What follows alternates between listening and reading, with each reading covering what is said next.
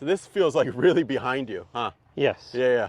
I don't feel like I'm trying to get the head of the golf club out in front of me. Okay, gotcha. It's staying over to my right, Right. and I turn into the ball. Thanks for clicking the video. I'm here at Superstition Mountain with Milo Lyons. Hey, Milo. Hey, how's it going? This is an exciting video because I think if people understand this idea, really has the potential to make people better. Because the same idea also, I think, has made a lot of people worse. And what that is, Milo, is a lot of times, especially like when the Masters is going on, people will talk about Nicklaus and some of these players playing these fades. You know, Jake Knapp plays this kind of low fade and other things. So sometimes people think that when they're hitting fades or slices or whatever they're hitting, it's like, well, I don't really want to ever learn really a draw because I'm fading it just like the tour players are fading it. So I wanted to ask you, what is the difference between how regular golfers are fading it and then how tour players are fading it? And maybe we can even draw little diagrams or whatever, really get people to kind of understand this. Regular golfers, when they hit a fade, generally they're hitting down and across. So they're hitting really spinny cuts. So if I do this, Mike, so the path of a regular golfer, so let's say this tee here is the path, is what, Milo? It's out to in. Out, okay, so like that, right? Yeah, that's a lot, but yeah. Okay, yeah. So, and then the target would be like here, we'll say, guys. Okay. Okay, so that's the regular golfer's doing, and then the face would be like what, Milo? Slightly open relative to that. Relative to that. So that's square relative to it, and that's slightly open relative. Yep. So it's kind of coming in. Those are drastic. Like that. But yeah, that's the idea. That's what they do. Yeah, that would be the ultimate slice. Uh-huh. Yeah. What is the fade that then tour players are playing? Generally, they're going to have their path really close to neutral. So pointing almost at the target. Yep. And then the face is going to be just barely open to that. So that's dead square. That'd be dead square. It's like 1 degree. Yeah, I can't even do yeah, that. Just small amount like that. Yeah. And then the other thing that the tour pros have is their attack angle generally is going to be very close to neutral, so level. Yeah. Or slightly up, where a lot of times those amateurs, when they're hitting down and left, both. Oh, okay. All right, let's see a demonstration, Milo. You don't need to do the slicer one, but let's see. We have TrackMan going. Let's see. Would that mean that you would hit like you could hit fades from the inside? Yeah. Okay, so if we could, like something in the plus, like something. So you want to see slightly positive. So our target, our TrackMan's aligned straight at the red flag. Right. Okay, so that gives us an idea. So I'm going to make this swing feel like it's a little in to out.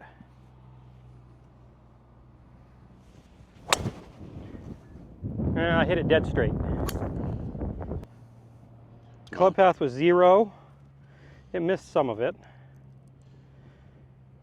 It missed the spin, but it was attack was 2.4 up, path was 0, and it missed the face. All right, let's get a better. Let's get a better example. I better slow down. I'm going to kill somebody.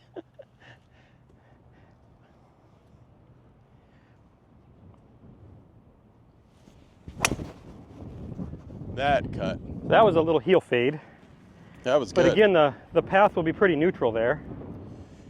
So club path was 1.5 almost into out. Yep. And the face to that path was 4 degrees. What does that mean, -4? That was actually, the face was actually aimed left. That one faded because I heeled it. Okay, let's try. And it misread the when you miss it on the middle of the face, it makes it shut. It makes it shut more than it actually was. Oh, I see. So yeah. That I don't believe that number exactly. But I hit a fade out of with an in to out path. Right.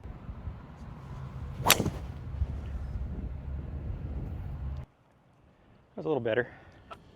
It's hard to hit it soft. Okay, so your club path was basically square. There you go. Face is open 1.3. So that shot you just hit was about what, Milo, if I was trying to make my diagram? About exactly 0 path. 0, going straight at the target, yep. And the face was just a little more than a degree open. So that's totally square, and your face was just... The other way, no, other way, just slightly open. Square, and it was slightly open like that. Yeah, just barely. Barely. Yep. Okay, cool. And whereas most other people, they start getting the path out here, and the face really open to that. Yeah, yeah. And then hookers would be what? Hookers are generally path well from the inside. and that's square. And then the face just starts getting too closed. Okay, like that. Yep. This is going to go into the traditional almost YouTube slice fix video then. So if somebody is said, because I've heard David Faraday and other people have said that you can go, in order to get to a good golfer, you have to go, most of the pattern usually is slicer, then hooker, and then you take the hook out, and then eventually you might become like a tour fader. Yep. So if somebody has diagnosed themselves to be like, okay, I'm like on step one of that, I'm like slicing it, coming from the outside in with an open face, what's like a good way to get them hitting the ball better? So first thing is I almost always will fix the face first, and then blend that with path. So I'll teach the player, most of the time when they're coming from the outside, their wrists are working more like this, where that face is actually opening and working across the ball. Yeah. So I'm going to have them feel how to get that face closing and the center of mass or the head staying back behind the hands so they can swing it from the inside.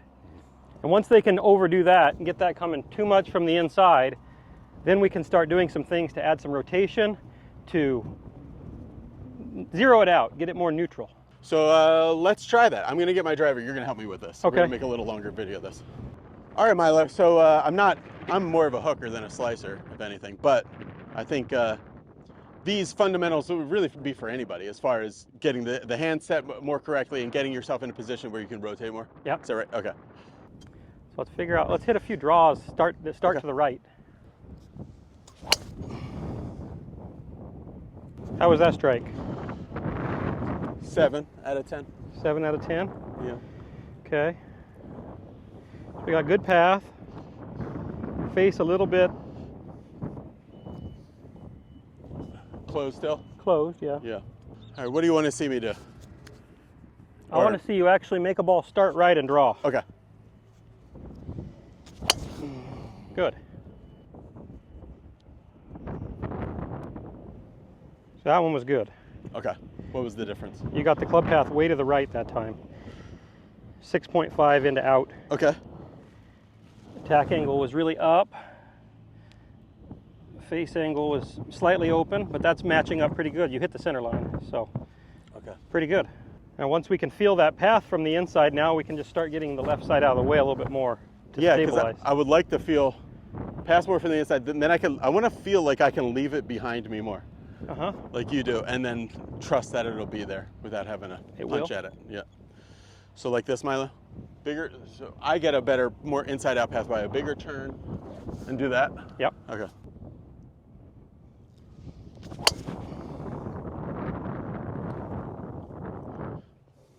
Mm-hmm. 4 into out. That's fine. Okay. So now. Yeah.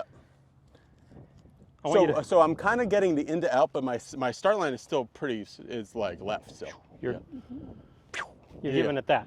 So instead of feeling like we're coming from the inside and then you're flashing it shut, I want you just to feel like it's coming from the inside and we just turn it into it. Boom. There you go. yeah, Tour fade. It was way more patient. So it's almost the same amount in to out, right? But now the face is just slightly more open. Okay. 1.6, which is perfect. There you go. You want to be like about half of your. Yep. That'll make it come back. All right, so if people are watching this and because this is something that Mike, who coached with me at this college, he was the head coach, I was the assistant, always telling people like, you're rolling it over, you're rolling over the ball. And then Lee, who I work with a lot, said, no, it's like a hook where you're kind of hitting the outside of the ball. So what's a good way to train this kind of hip impulse out of that? And because that actually went faster, that it was 110 swing speed, so I was faster than my full effort one, so it was a little more effortless power. Yeah, so the unwinding of your wrists was more of a natural occurrence, kind of physics unwound it for you versus you applying force to it. Okay. So what I like to have people do is hit a lot of shots where you feel like there is no release really. The release happens, but you don't feel like you're doing anything. You just keep moving around the corner, no twisting, no throwing. Okay. So I'm gonna hit one with that like really big level of trust that that it'll show up. You feel like your right arm's asleep, or? I do. I don't Okay. feel like I use my right arm. Okay. Like if I put a muscle sensors on you, we would see that you use it a lot probably. I use my right pec a lot to kind of close this gap, but I don't use my right wrist and hand a lot. Okay, I gotcha. All right, so what do you want to see me do here, Milo? Same thing as the last one. Right, which is big turn. The big turn helps me go in to out. Yep. Then kind of make my move and just trust that it'll be there. Let the mass of the club stay to your right and just keep getting around the corner. Okay, I gotcha. And there's a perfect fade. Yeah, that was really good. Cool. And he speeds up. See that? Is it really? Yeah, it's 111, 298 carry. Wow. Good. And there's your Almost a perfect, like, almost dead straight. ball. Yeah. Right on the line. The club path almost matched your Yeah, and it helped my spin too. Yeah, spin was perfect. Yeah. When you draw, that driver sets up good for a fade for you. Every time you draw it, the spin dropped under 2,000 and it was no good. Yeah, it starts snapping. Yeah. All right, Milo, so we learned how to hit a tour fade and what the difference is between a normal person's fade and a tour player's fade. But kind of what's universal here? Universal is that the center of mass of that golf club needs to stay back as our bodies get out of the way, whether we're going to draw it or fade it. Oh, okay. Okay. Well, let's do that. We're going to send it out on a final thing. Milo, you're going to hit you don't do it often, but you're going to hit a draw. You want me to hit a draw? Yeah. And then hit a fade. And we're going to see how both of those, neither one of them, because I think sometimes that's what happened when you were at first asking me to hit a draw. A lot of people, they'll say, oh, it's a tennis forehand. So you kind of get this That going is a draw, but bit. that's a hook. Oh, okay. It's like an over-exaggerated draw. Right. So kind of, with both these swings, you feel like this, go into your swing, like a slow motion downswing. Stop there. So yeah, so this feels like really behind you, huh? Yes. Yeah. I don't feel like I'm trying to get the head of the golf club out in front of me. Okay, gotcha. It's staying over to my right, Right. and I turn into the ball. I think that like a lot of people, if they did that, they would be scared that they would just top it. Like that the club would never get out to the ball. It will. Yeah, right, because the energy of it Yeah, and pull it into a it's straight line. physically impossible to keep this over here.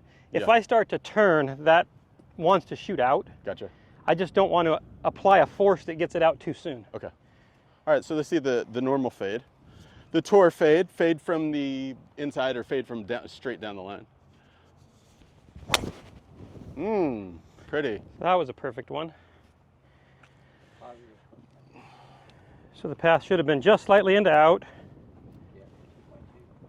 Yeah, 2.2 to the right with the path, and The face was 1.6 to the right. So that matches up, make a little cut. great. Okay, so now, So I'm gonna hit a draw now, and a lot of people think when you hit a draw that they have to really roll that face over to be able Yeah. to hit a draw. like they're hitting like Bubba's hook out of the trees. Yeah, I'd say right. sure it's gonna draw, but that's gonna be overdone and it's gonna actually hook. So for me to hit a draw, all I'm gonna do is I move the ball back one ball in my stance so I catch it a little more from in to out, and the face will still be slightly open relative to the target, but it'll be slightly closed to the path. Yep. And that'll make that ball draw a hair. Okay, Shall I hit one? please do. Okay. Not my favorite shot. Right. And I hit it probably dead straight. Yeah. Wind's holding it. Wind, Yeah, it just held up on the wind. It'll be about dead straight. Yeah, so the club path was 5.5 in out. It's just like a 1 yard draw. Yeah, But the wind held it up there. that's good. Dude, I don't think we need another one of those. Okay. And then like in a tournament, Milo, like if you're playing tournament golf, I never hit that shot ever. yeah, so if there's a hole that's going right to left a lot, you'll just hit like Three wood. you're through it. I can draw my 3-wood really easy. Oh, okay, right. My driver is set up to not go left, so Yeah, I don't ever hit cut it. off that side of the. I just don't use that side of the golf course. You guys got all the tools you need to start hitting tour fades. If you want to see more information about Milo's stuff, go to his YouTube channel, I think is the best way to first connect with Milo. Milo and I are working hard on this new project we have coming out called Impact Force. And it's all about getting a better lagged impact and some crazy before and afters. Really has been one of the most exciting projects we worked on. I think you're going to like it. You'll see a link for that in the description. Bye. Awesome.